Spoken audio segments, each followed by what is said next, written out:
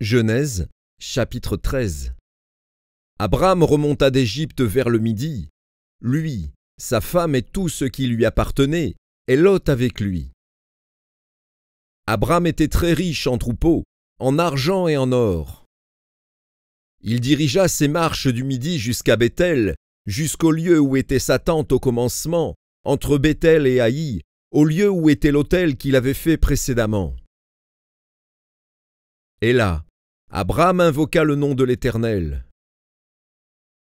Lot, qui voyageait avec Abram, avait aussi des brebis, des bœufs et des tentes.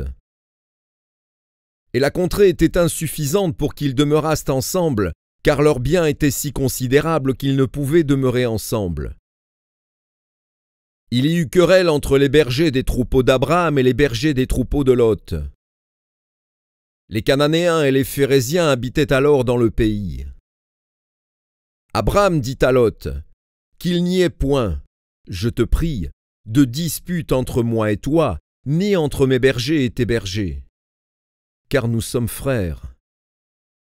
Tout le pays n'est-il pas devant toi? Sépare-toi donc de moi. Si tu vas à gauche, j'irai à droite.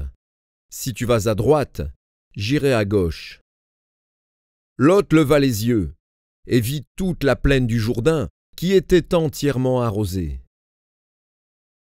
Avant que l'Éternel eût détruit Sodome et Gomorrhe, c'était, jusqu'à Tsoar, comme un jardin de l'Éternel, comme le pays d'Égypte. Lot choisit pour lui toute la plaine du Jourdain, et il s'avança vers l'Orient. C'est ainsi qu'ils se séparèrent l'un de l'autre. Abram habita dans le pays de Canaan. Et Lot habita dans les villes de la plaine et dressa ses tentes jusqu'à Sodome. Les gens de Sodome étaient méchants et de grands pécheurs contre l'Éternel.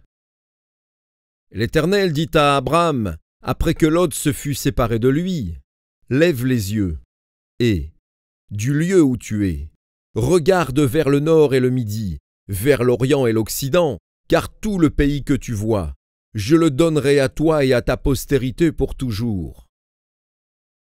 Je rendrai ta postérité comme la poussière de la terre, en sorte que, si quelqu'un peut compter la poussière de la terre, ta postérité aussi sera comptée.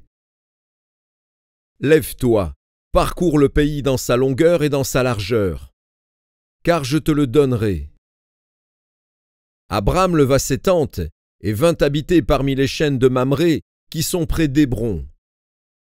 Et il bâtit là un autel à l'Éternel,